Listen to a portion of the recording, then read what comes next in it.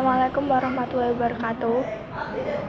Jadi, saya di sini akan memaparkan beberapa materi dan contoh studi kasus tentang teori produksi Islam. Nah, yang pertama itu konsep produksi Islam.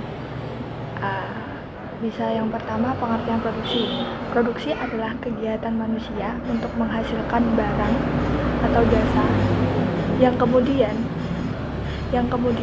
dimanfaatkan oleh konsumen. Nah, secara teknis itu sendiri, produksi adalah proses transformasi input menjadi output. Tetapi definisi produksi dalam pandangan ilmu ekonomi jauh lebih luas.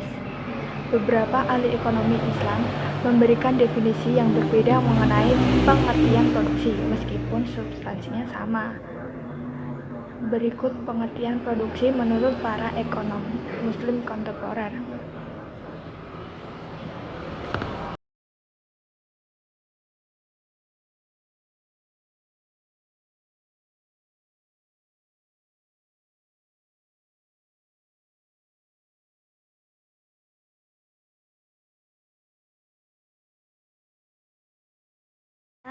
Dari pengertian di atas dapat disimpulkan bahwa kepentingan manusia sejalan dengan moral Islam harus menjadi fokus target dari kegiatan produksi.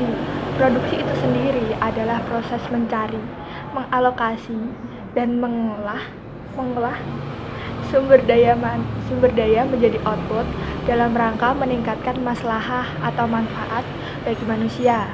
Produksi juga mencakup aspek tujuan kegiatan menghasilkan output serta karakter-karakter yang melekat pada proses dan hasilnya.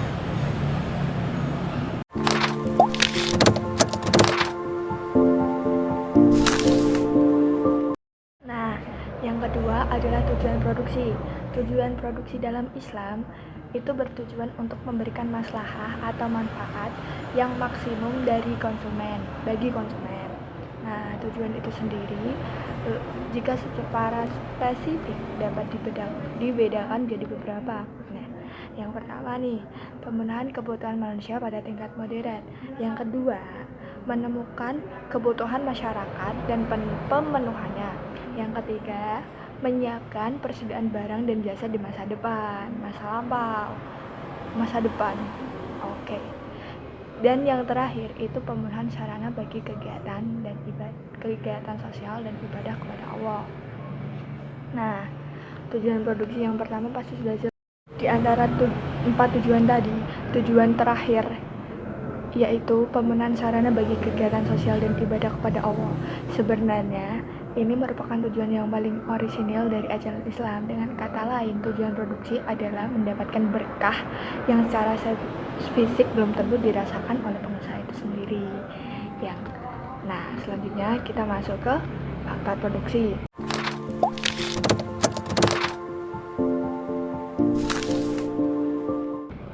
Faktor produksi dikenal dengan istilah input dan diistilahkan dengan output. Nah, di faktor produksi sendiri dibedakan jadi empat golongan, yaitu yang pertama itu ada tanah, terus tenaga kerja, modal, dan keahlian. Nah, tanah itu sendiri yang dimaksud adalah bukan hanya sekedar tanah untuk kita menanami atau tanah yang untuk ditinggali, tetapi istilah tanah atau land ini dimaksudkan adalah segala sesuatu yang bisa menjadi faktor produksi yang berasal dan atau tersedia di alam ini tanpa usaha manusia. Dalam tenaga kerja ini bukanlah semata-mata kekuatan manusia untuk mencangkul, menggergaji, bertukang, dan segala kegiatan fisik lainnya. Yang dimaksudkan adalah berkumpul semua atribut atau kemampuan manusiawi yang dapat disumbangkan untuk memungkinkan dilakukannya proses produksi barang atau jasa. Selanjutnya adalah modal.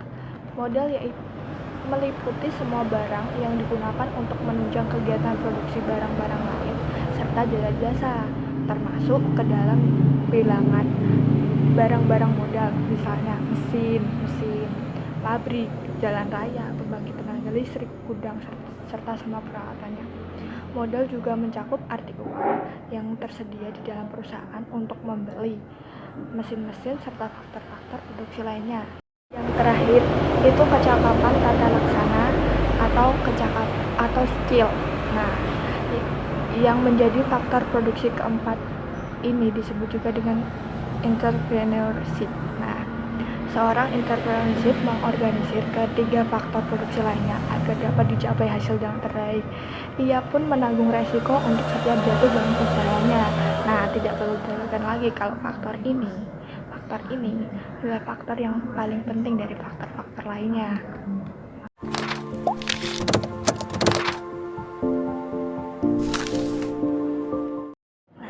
Prinsip produksi dalam pandangan ekonomi Islam.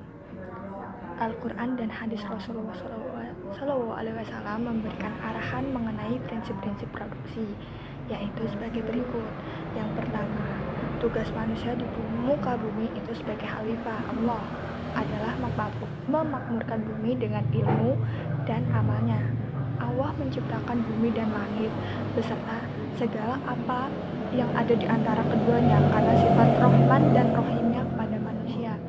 Karena sifatnya tersebut juga harus melandasi aktivitas manusia dalam pemanfaatan bumi dan langit dengan segala isinya. Yang kedua adalah Islam mendorong kemajuan di bidang produksi. Yang ketiga atau yang terakhir, dalam berinovasi dan bereksperimen. Pada prinsipnya agama Islam menyukai kemudahan, menghindari mudarat dan memaksimalkan manfaat.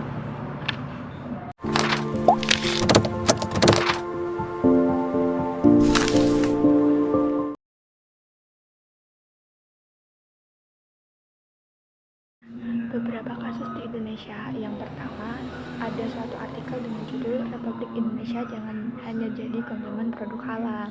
Dilansir dari laman detik.com, pemerintah menargetkan ekonomi syariah bisa berkembang di Indonesia. Hal ini dikarenakan mayoritas penduduk yang beragama Muslim menjadi potensi besar untuk perkembangan ekonomi syariah. Nah, sudah pada tahu sendiri kan kalau Indonesia merupakan salah satu negara dengan penduduk Muslim terbesar di dunia. Wakil Presiden Republik Indonesia yaitu Bapak Ma'ruf Amin mengatakan bahwa kita jangan menjadi negara tukang memberikan sertifikat halal, memberi stempel halal produk. Jangan jadi konsumen halal. Nah, mengatakan itu pada pembukaan Indonesia Syariah Economy Festival atau biasa disingkat ISEF di tempatnya di Jakarta Convention Center, yaitu pada tanggal 13 November 2019. Beliau juga mengungkapkan bahwa Indonesia juga harus menjadi produsen produk halal yang dapat diekspor di sejumlah negara. Sebelum itu, dilansir dari laman okzen.com pada tanggal 13 Desember 2018, Indonesia tercatat berada di peringkat 4 sebagai produk eksportir produk halal ke negara-negara Organisasi Kerjasama Islam atau biasa disingkat OAGI.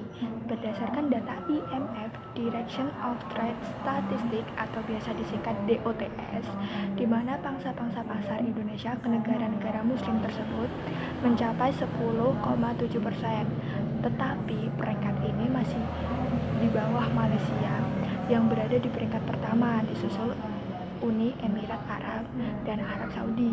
Meskipun demikian, Kementerian Perencanaan Pembangunan Negara atau PPN juga Bappenas menilai capaian ekspor Indonesia ke negara-negara OAGI menunjukkan peringkat yang cukup baik. Sekian, terima kasih dari saya. Apabila ada pengucapan kata atau materi yang disampaikan atau dari studi kasus yang kurang benar, saya mohon maaf. Dan jangan lupa subscribe channel YouTube ini, like, share, dan komen. Dan see you. Goodbye.